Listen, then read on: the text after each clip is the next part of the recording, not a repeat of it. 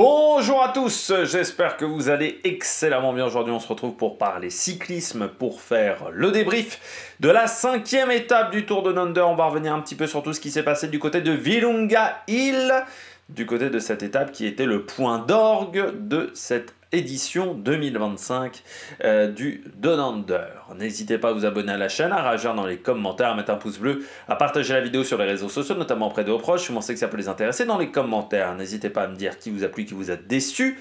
Quand vous vous abonnez à la chaîne, vous pouvez rajouter la petite cloche, comme ça vous êtes au courant des dernières vidéos qui sortent. Vendée Globe, biathlon, Donander, il y aura le Alula Tour qui arrive très vite. On va faire aussi, on va continuer les présentations d'équipes. J'ai déjà enregistré la Visma, il me reste encore à enregistrer UAE et Astana pour les équipes World Tour, mais il y aura encore les équipes de deuxième division. Je ne sais pas si je ferai les équipes de Continental, parce que déjà cette année en France, il y en a pas mal. Mais on verra si j'ai le temps. Mais si, tu vois, février, je vais essayer quand même de finir ces présentations d'étapes, d'équipes. Donc peut-être que cette année, de manière exceptionnelle, il n'y aura pas les équipes de Continental. On se contentera des équipes de Pro Team. On commence, et puis si vous avez les moyens et que vous voulez soutenir mon travail, vous pouvez faire un super thanks, vous pouvez également rajouter la petite cloche, cliquer rapidement sur les miniatures, sur une notification dès que vous les voyez, ça permet de mettre en avant la chaîne également à d'autres peut-être futurs abonnés. On commence tout de suite avec ce Donander. Comme on le disait, c'était l'étape majeure de cette édition avec cette montée de Willunga Hill, 3 km 300 de montée. Cette année, on n'avait pas le Mount Lofty, donc on est sur un Tour de Donander un petit peu plus classique avec donc ce Willunga Hill qui était la montée majeure, surtout deux premiers kilomètres compliqués, le dernier kilomètre étant un petit peu plus facile. Willunga Hill qu'il fallait prendre à 2 reprises, mais on avait également une première montée qui n'était pas très loin en tout début d'étape. On regarde tout de suite le résumé de la journée et ça a commencé par des attaques dès le départ. Notamment Pascal Enkorn qui tentait de s'échapper. On avait également Casper Pedersen et puis Bleedine, un coureur de la sélection australienne. À 141 km de l'arrivée, la bonne échappée part, enfin on le croit, parce qu'en fait ça ne sera pas le cas, avec à l'intérieur Lewis Haskey, Bleedine, Swift, Connor Swift du côté de la Ineos, Michael Hepburn du côté de la Jayco et Pedersen, sauf qu'au final, eh bien ça ne plaît pas à la Lidl qui décide de rouler. Et les attaquants sont repris, mais ils repartent presque aussitôt. La seule différence, c'est qu'il n'y a plus Lewis Haskey qui est remplacé par Pablo Torres de la UAE. Après encore une belle bataille face à la Lidl Trek, eh bien, Juan Pedro Lopez rejoindra enfin l'échappée à 136 km de l'arrivée. On arrive assez vite sur cette fameuse montée donc, de Wickham Hill, qui était en fait une version assez proche de ce qu'on avait du côté de Willunga Hill. Juan Pedro Lopez passe en tête devant Torres. Et les deux, qui, je ne sais pas ce qu'ils ont décidé de faire, ont décidé ensuite d'être lâchés. Ce qui fait que Torres va attendre le peloton, mais Juan Pedro Lopez, lui, va décider de repartir, de ne pas attendre le peloton, va décider d'essayer de revenir sur le groupe de tête qui, lui, a continué à avancer, après que les deux se soient regardés un petit peu en chien de faïence. À ce moment-là, eh bien, l'échappée a 2 minutes d'avance sur le peloton. Lopez va faire en fait 30 km en chasse-patate sans jamais revenir sur le groupe de tête qui ne l'attendra pas. Et ensuite, il attendra le peloton. À 106 km de l'arrivée, eh bien, nous avons un crash entre Sam Welsford, Chris Harper, Durbridge et Van Belle. Pas une bonne nouvelle pour Sam Welsford, c'est déjà sa 2e chute sur cette semaine, comme Luke Durbridge. À 84 km de l'arrivée, l'écart augmente à 4 minutes 30. Et oui, Bleedine, Swift, Hepburn et Pedersen font moins peur que Juan Pedro Lopez et Pablo Torres. À 65 km de l'arrivée, l'écart diminue. Le maximum sera 4 minutes 30. On passe à 3,10.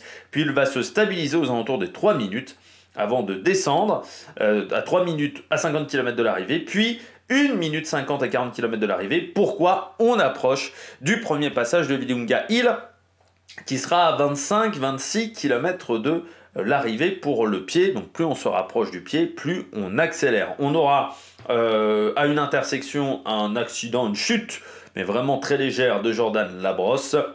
Et puis à ce moment-là, donc à 33 km de l'arrivée, il n'y a plus qu'1 minute 10. Et à 27 km de l'arrivée, Michael Edburn décide de lâcher. Et au même moment, la Jayco Alula décide d'accélérer. Comme le monde est bien fait, ça devait être certainement une stratégie d'équipe le matin même pour éviter à la Jayco Alula d'avoir à rouler pour notamment Luc Plapp. On arrive au pied de Virunga Hill. À ce moment-là, l'échappée n'a plus que 49 secondes d'avance sur le peloton et la Jayco emmène sur un très très gros train. Et ce qui va permettre à Chris Harper de s'échapper malgré sa chute. Chris Harper qui va réussir à attaquer. Il va être ensuite suivi par Mauro Schmidt qui va le suivre. Les deux vont collaborer, les deux équipiers, et au sommet, ils ont 20 secondes d'avance sur le peloton. Ce qui fait que la Movistar roule, car Chris Harper reste un coureur dangereux du côté du classement général, comme Mauro Schmidt. À 15 km de l'arrivée, ce petit groupe a 30 secondes d'avance. Ça sera leur écart maximum. Car derrière, eh bien, on va voir Ineos qui va rouler. On ne sait pas trop pourquoi, mais ça va créer eh bien, un coup de bordure. Ce qui fait qu'on se retrouve à avoir pas mal de coureurs qui vont être lâchés. Et on va voir en fait deux groupes quasiment au pied de cette dernière montée du Down Under. Mais ça va à peu près se regrouper. Et à 2 km 800, ça veut dire qu'on a seulement, on est seulement au bout de 500 mètres dans cette montée finale de Virunga Hill, alors que le rythme est en train de diminuer. Eh bien, vous avez Mouloubram, le champion d'Érythrée, qui va commencer à rouler. Et quand il s'écarte, Javier Romo, le maillot de leader de la course, qui décide d'attaquer, qui décide d'anticiper. Il va résister pendant quasiment 2 km. Il sera repris au niveau de la flamme rouge. À ce moment-là, Oscar Onley accélère, mais il est contré par Jonathan Narvaez, qui s'impose sur cette étape majeure du côté du Tour Down Under. Allez, on attaque tout de suite avec les coureurs au top. Attaque de Marlou! Les coureurs au top. L'animateur de cette semaine, Jonathan Narvaez, vainqueur aujourd'hui, mais il me semblait déjà très en forme, hein. On l'avait vu lors de l'étape de la veille. Certes, Brian Cocard s'impose, mais Narvaez était quand même très costaud sur le sprint. Et bon, Narvaez, quand il arrive à être aussi performant que des sprinteurs, même si c'est Bauao, c'est Cocard, ça montre qu'il est en très grande condition physique.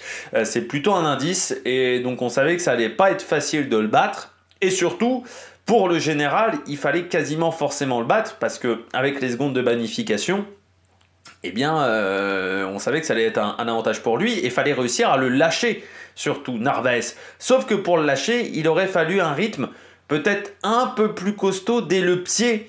Et c'est là où peut-être certaines équipes ont un peu raté le coche, parce que c'est vrai que le coup de bordure, c'était plutôt une bonne idée, hein. Il y a un coup de bordure vers 7 km de l'arrivée, ça casse bien. On a Ineos, on a UAE qui roule avec Corbin Strong également, parce qu'il y a Michael Woods qui est dans le bon premier groupe.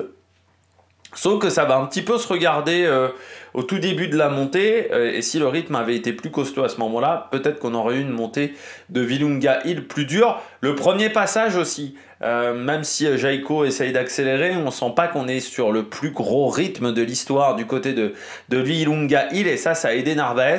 Je pense aussi que Narvaez est encore plus en forme que l'an dernier.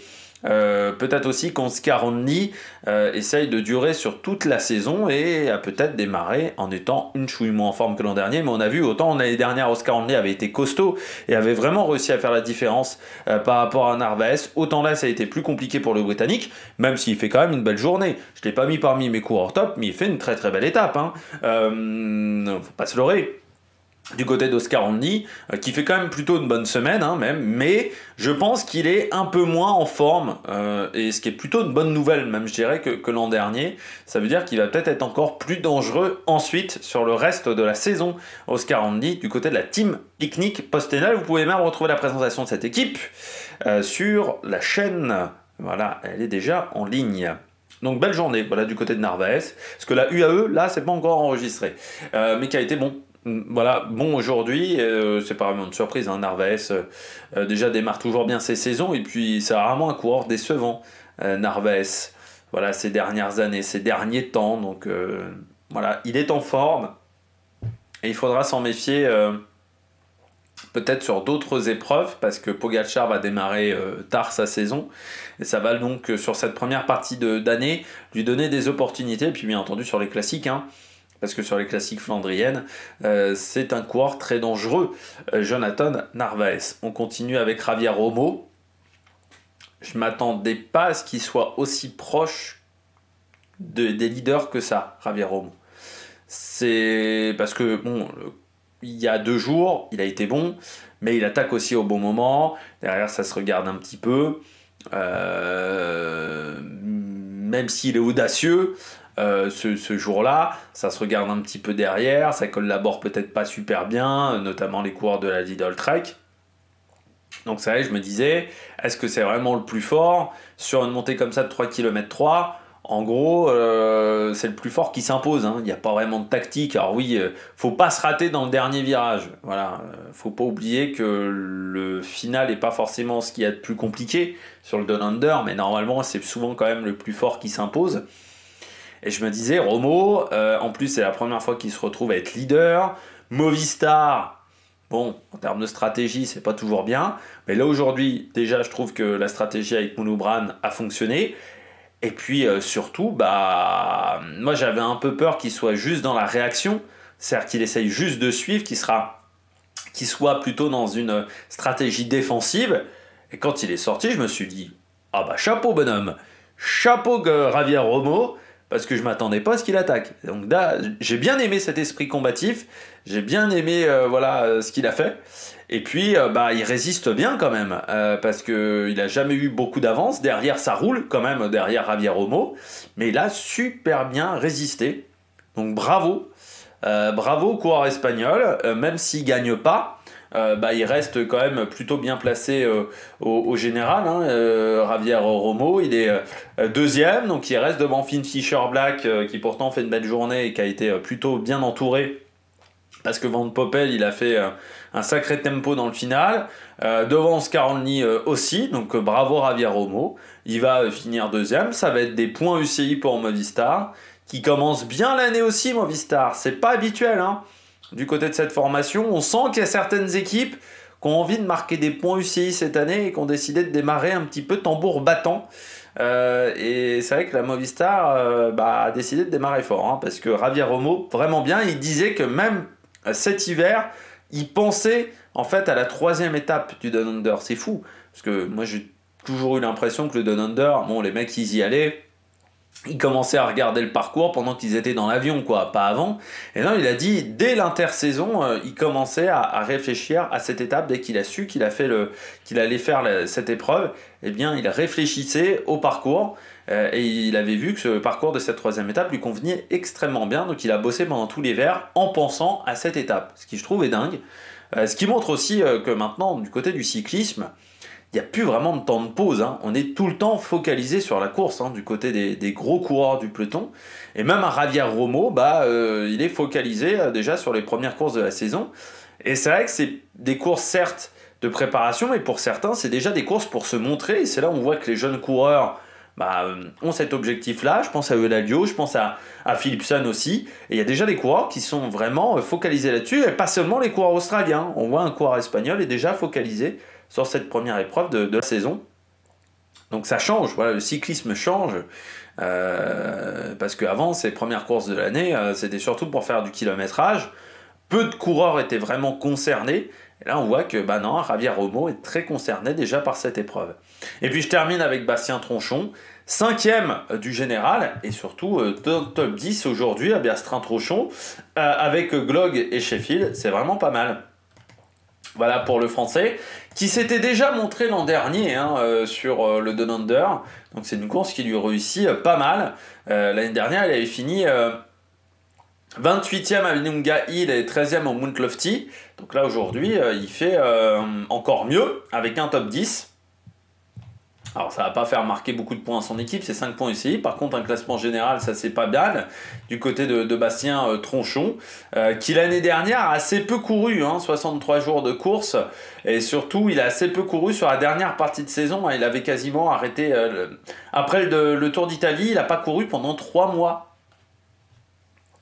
Donc même s'il a fini sur le Tour de Lombardie, il a assez peu couru sur la fin de saison. Il avait déjà fait 8e sur le Tour de Luxembourg lors de la dernière étape. Et bien là, nouvelle belle performance du côté de Bastien Tronchon, qui a un début de saison assez costaud, avec notamment le Tour de la région de Murcie et la Classica Jaén-Paraíso. Donc il va être au charbon lors de ce mois de février. Il a envie de montrer qu'il a progressé, coureur, comme je le disais, je ne sais plus si j'avais dit, en fin de contrat, parce qu'on rappelle qu'il est arrivé stagiaire, donc il est dans sa 3e année de contrat avec la Décathlon, pur produit Décathlon, il était passé par l'équipe U19, puis l'équipe U23, il est même passé par d'autres équipes en Haute-Savoie, donc c'est vraiment un pur produit de la Savoie, un pur produit du cyclisme de Savoie, et donc on va voir maintenant ce que ça va donner, mais déjà un bon premier aperçu avec ce Tour de Lander. Il est en forme, Bastien Tronchon, qui, je rappelle, avait été performant en 2022, il avait été là sur des championnats du monde. Vous voyez, 18e en Australie, et la France avait été ultra présente, mais il y avait eu une chute qui nous avait pas mal embêté sur cette épreuve, parce qu'on avait été omniprésent sur cette course, hyper à l'attaque, et ça n'avait pas fonctionné. Voilà, mais Bastien Tronchon avait été là, et c'était Paul Penouet qui avait fait le meilleur résultat, l'année où Fedorov devient champion du monde des sports. Depuis, Fedorov, bon, c'est pas incroyable pour le moment ce que nous a proposé ce coureur, à part sur les courses asiatiques. Sinon, c'est pas exceptionnel, Fedorov, qui a encore 2 ans de contrat avec Astana, avec XDS Astana. Et bien on regarde tout de suite les bonnets d'âne. Les bonnets d'âne du jour. Je commence avec la Lidl Trek. Alors vraiment, si quelqu'un peut m'expliquer leur stratégie, pour ceux qui ont regardé peut-être l'étape en intégralité, ce qui n'est pas mon cas, mais je regarde un peu ce qui s'est passé, il va falloir quand même m'expliquer pourquoi tu roules à ce point-là en début de journée pour prendre l'échappée, pour qu'ensuite Juan Pedro Lopez, parce qu'ils ont vraiment mis du rythme. Alors, j'ai vraiment vu le tout début de journée. Je regarde vraiment les 4-5 premiers kilomètres, et ensuite je reviens sur les 50 derniers. Je zappe, on va dire, comme ça. Et là, je suis quand même impressionné, le rythme qu'ils ont mis en début d'étape. Vraiment, ils roulaient à fond. Donc, c'est-à-dire qu'il y avait vraiment l'objectif de mettre Juan Pedro Lopez dans l'échappée. Je trouve ça bizarre quand tu as autant de mecs qui sont placés au général de vouloir mettre dans l'échappée Juan Pedro Lopez. Surtout que Juan Pedro Lopez, Willunga Hill, pas se mentir, j'ai du mal à comprendre ça. Et ensuite, Juan Pedro Lopez qui se fait quand même larguer, alors là, ça je ne l'ai pas vu, mais qui se fait quand même larguer un peu comme une merde.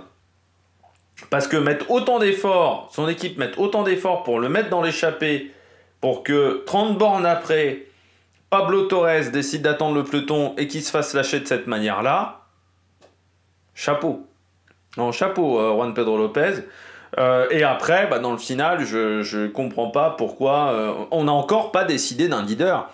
Je suis désolé, mais collectivement, cette équipe aurait dû faire mieux, même encore aujourd'hui. Je sais pas, soit on décide que c'est Philipsen le leader, soit on décide que c'est Patrick Conrad. Je sais pas, mais il y a tout le monde qui a roulé un peu pour sa gueule, quoi. Ce qui fait qu'il n'y a pas eu de travail collectif, donc on se retrouve à avoir 10e Conrad, 14e Mollema, 19e Philipsen, 34e Badjoli. Et au général, le meilleur coureur de l'équipe est 9e, 13e, 17e. Je sais pas, on aurait peut-être pu un petit peu s'entendre pour qu'il y en ait des qui se sacrifient pour un autre. Je trouve que cette équipe, on en avait déjà parlé il y a 2 jours, mais vraiment a mal couru. Alors je pense pas qu'ils auraient gagné parce qu'il fallait aller chercher Narvaez, mais je me dis qu'on aurait pu quand même au moins être dans le top 5 de la course si on avait mieux travaillé. On n'a pas bien travaillé collectivement. soit il fallait décider. On n'a pas décidé d'un leader en fait. Pour moi, c'est le gros problème de cette formation. C'est-à-dire qu'on n'a pas décidé d'un leader. Et là, quand je vois le début d'étape avec Juan Pedro Lopez, je me dis, mais putain, mais qu'est-ce qu'ils ont branlé? Mais déjà, Juan Pedro Lopez, enfin, je vois pas l'intérêt d'être dans l'échappée pour Lidl Trek aujourd'hui. Voilà. Et en plus, pour que le mec se fasse jarter de l'échappée 30-40 bornes après. Enfin, c'est ridicule. Et ils sont un peu passés pour des cons. Ça fait quand même 2 jours qu'ils passent un peu pour des cons Lidl Trek. C'est bien d'avoir de l'argent en plus. C'est bien aussi d'avoir des stratégies. Encore une fois, dans la voiture, c'est Kim Anderson. Mais ouais, je suis là, la stratégie aujourd'hui, elle est catastrophique. Hein. Enfin, là, il faut virer le mec, hein, parce que là, c'est une catastrophe. Hein. Mettre autant d'énergie pour prendre une échappée quand t'es une équipe comme Lidl Trek, t'as pas besoin de prendre l'échappée. Enfin, tu cours pas après tu cours pas après les primes de course. Donc, je vois pas quelle était l'idée. Mais bon, si quelqu'un peut m'expliquer, vous m'envoyez un courrier par papier libre dans les commentaires. Non, mais c'est assez incroyable quand même ce truc-là. J'ai pas du tout compris. Je poursuis avec Higuita. Higuita, ça reste une énigme pour moi parce que je me rappelle de Higuita très performant, notamment sur un Paris-Nice. Voilà, je me disais, on a trouvé une belle pépite aujourd'hui. Et bah aujourd'hui, Higuita, bon, sa dernière année chez Bora n'a pas été exceptionnelle. Et je me disais, tiens, il va vouloir démarrer en trombe l'année. Il va vouloir se montrer en étant très costaud. Bon, bah aujourd'hui, il fait 27e de l'étape. Il avait fait 12e à Ouradlas, qui était bien mieux. Mais sur un parcours comme ça, sur une montée assez punchy, normalement, il doit faire mieux. Higuita, il est en capacité de faire mieux. Donc un petit peu surpris. Après, en plus, Bettiol roule pour lui. Mais je me posais aussi une question. Il faut savoir que Astana a changé de vélo. C'est des vélos donc XDS. C'est pas que le sponsor, c'est aussi le fournisseur de cycles. Ce partenaire chinois. Et est-ce que ce sont des bons vélos? C'est peut-être là le problème. Parce qu'on voit que d'un vélo à l'autre, on fait des grosses différences. L'an dernier, ils avaient des vélos Villiers, les mêmes vélos que la Groupama. Ils ont déjà un problème parce qu'ils avaient des roues lourdes avant. Astana, parce qu'ils avaient des roues... non, ils ont des Vision maintenant, mais l'an dernier, ils n'avaient pas Vision. Ils avaient une marque française, normalement. Ils ont changé de marque de roue, je pense. Parce qu'ils avaient des roues... non, c'était Vision aussi. Parce qu'à une époque, ils avaient une marque française en roue. Mais déjà l'an dernier, je crois qu'ils avaient pesé les vélos... Oui, c'était Corina. Voilà, j'ai oublié la marque. Ils avaient des vélos Corina, mais déjà l'an dernier, ils n'avaient plus Corina. Corina c'était des roues lourdes. C'était des roues aéro, mais lourdes. Donc l'année dernière, ils avaient des roues Vision. Mais je sais que leur vélo était plus lourd que le vélo de la Groupama. Pourtant, à vélo équivalent sur le UAE Tour. Donc... je me dis que est-ce qu'ils ont un vélo lourd en plus là XDS on sait pas trop la qualité du vélo. Il y a peut-être des difficultés par rapport au matériel. On a vu certaines équipes parfois être en grosse difficulté à cause du matériel et d'un changement de matériel qui était parfois difficile à gérer. Donc parce que là je suis assez surpris qu'Astana soit autant discret. Alors je me dis, bon, le Tour de l'Under, eux, ça leur permet de marquer des points. Et puis, Vinokourov nous dit depuis le départ, non, c'est pas perdu la course au point UCI, donc on va jouer les points à 100%. Bon. Alors je vois quand même que Champoussin a fait 3ème de la Ruta de la Ceramica, quand même, aujourd'hui, derrière Morgado et Fagundes. Mais ouais, assez surpris au niveau du niveau, quoi. Ces courses-là où il n'y a pas grand monde, parce que tout le monde est sur le Down Under. Je sais pas pourquoi ils ont redémarré aussitôt. Parce qu'au final, il y a quelques équipes françaises qui sont venues. Mais c'est surtout des équipes de 2e division. Il y a l'AVC Aix-en-Provence qui est présente. Mais ouais, c'est bizarre. Voilà, que cette course-là était avancée dans le calendrier. Parce que par exemple, Bike Exchange, si Jaiko Lula y est. Matthews a fait 12e. Voilà. Mais il y aurait peut-être... intérêt à décaler la course dans le calendrier. Moi, par exemple, je peux pas suivre cette année ces épreuves-là, Alors déjà parce que l'an dernier, je m'étais tapé la Classica Valenciana. Je ne sais pas si vous vous souvenez de l'arrivée qui était filmée de manière catastrophique. Donc ce qui fait que j'avais perdu 1h30 à regarder ça pour rien. Et ça m'avait vraiment énervé. Donc il y a aussi boycott du partenaire de cette course. Allez, Ineos, pour continuer. Je me dis qu'ils ont quand même beaucoup roulé pour Sheffield. Sheffield aujourd'hui, il fait une belle étape. Sheffield, il fait 8ème. À 6 secondes, c'est très bien du côté de l'américain.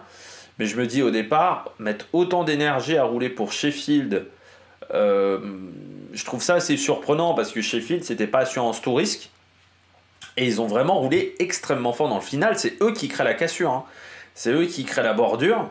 Plus que Bora et que Israël. Ils ont roulé vraiment super fort. C'était déjà le cas la veille.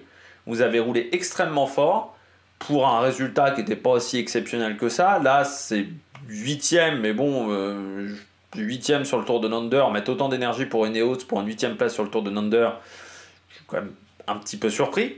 Après, est-ce que Ineos, c'est pas le nouveau Movistar, quoi?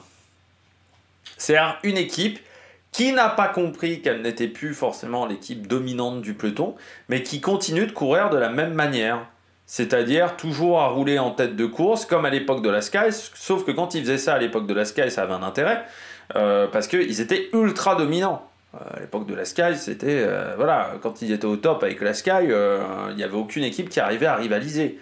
Sauf qu'aujourd'hui, Ineos, le monde du cyclisme a changé. Et j'ai l'impression qu'Ineos, on en avait déjà parlé lors de la présentation de cette équipe, mais n'a pas réussi à se transformer, à se réinventer. C'est pas qu'une question d'argent, je pense que aussi en interne, on n'arrive pas à relancer la machine. Et là, quand je vois cette équipe-là travailler autant pour un résultat qui n'est pas énorme en soi et qui pouvait être attendu, je trouve même que Sheffield s'en sort mieux que prévu. Je me dis quand même qu'on met autant d'énergie pour Sheffield. Enfin, vraiment, là aussi, Ineos se perd. Parce que pour moi, ouais. Et par exemple, Visma, Glog fait 7ème, mais t'as pas vu les Visma rouler pendant toute la journée. Par exemple, Bastien Tronchon fait 9, t'as pas vu Decathlon rouler pendant toute la journée. Rochas fait 12 de l'étape, t'as pas Groupama qui roule pendant toute la journée. Eux, l'équipe a décidé de rouler extrêmement fort. Alors j'aurais pu mettre EF aussi, qui à des moments se retrouve en tête de peloton, alors que il y a un peu personne pour jouer le classement général, ni même les sprints. Mais assez surpris de la part d'Ineos, cette stratégie de mettre autant d'énergie pour, au final, pas grand-chose en termes de résultats. Je trouve ça surprenant, voilà, je dirais ça, du côté de cette équipe. Allez, on regarde tout de suite les différents classements. Comme tous les soirs, on finit avec un petit débrief des classements sur ce Tour de Nander. Et bien, on commence avec l'étape du jour remportée donc par Jonathan Narvaez. Juste devant Scaroni et Finn Fisher Black. On a ensuite Luc Plac, Javier Romo qui a tout tenté aujourd'hui pour faire la différence. Un petit groupe avec Michael Woods et notamment Bastien Tronchon, premier français. Deuxième français, c'est Rémi Rochas qui est 12e de ce classement. Et du côté des jeunes, on peut noter quand même la belle performance de Eulalio, 17e, juste devant Zach Mariage du côté de l'équipe australienne, qui s'en sortent bien les deux. Du côté du classement général, et bien donc Narvaez est en tête avec 9 secondes d'avance, ça devrait suffire demain face à Javier Romo. Finn Fisher Black 3 devant Oscar Andy et Bastien Tronchon 5e du classement général de cette épreuve. Et puis du côté du maillot vert, c'est Sam Welsford qui est à égalité de points avec Narvaez. On a Brian Cocard à seulement 8 points et je rappelle que Welsford est tombé. Donc peut-être qu'il aura du mal à garder ce maillot demain face à Narvaez, mais surtout face à Cocard et Tottenberg qui sont pas loin derrière. Du côté du classement de la montagne, Fergus Browning donc a validé ce classement devant Mauro Schmidt et Jonathan Narvaez. Du côté du maillot blanc, Albert Philipsen, donc 15 secondes d'avance devant Zach Mariage, Pablo Torres et Neurukar, le coureur de l'AEF. Et puis du côté du classement par équipe, la Lidl Trek a 2 secondes d'avance sur la UAE, Israël a une 50, la Jayco a 4,58 devant la Groupama FDJ. Demain, étape autour d'Adélaïde, 90 km. Allez, je rappelle, diffusé sur HBO Max, sur la plateforme d'Eurosport, et sur la plateforme L'équipe. Au niveau des horaires, je ne sais pas, mais je pense que ça va se finir vers 4h30, 5h du matin. C'est une étape qui sera assez courte.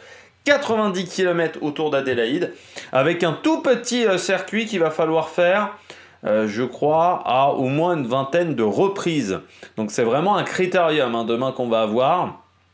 Donc avec 2 sprints intermédiaires au tour 4 et au tour 12, et 2 classements de la montagne qui seront au tour numéro 8 et au tour 17, si je ne me suis pas trompé dans mon petit calcul, mais une côte de seulement 300 mètres, donc comme il n'y aura pas de différence au niveau du classement de la montagne. Du côté des conditions climatiques, vous voyez circuit assez technique avec notamment une épingle juste avant l'arrivée, donc ça il faudra faire attention, et il y a quand même pas mal de virages sur ce parcours, donc il faudra faire attention, voilà, du côté d'Adélaïde autour d'un parc. Vous savez qu'il y a pas mal de parcs en Australie, notamment l'Albert Park de Melbourne.